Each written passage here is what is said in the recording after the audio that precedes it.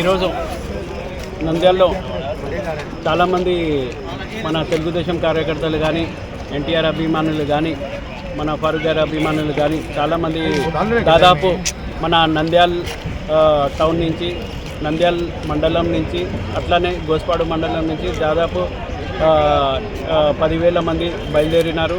ఇక్కడ మన మార్కెట్ యార్డ్లో మనం టిఫిన్ ఏర్పాట్లు కూడా చేశాము.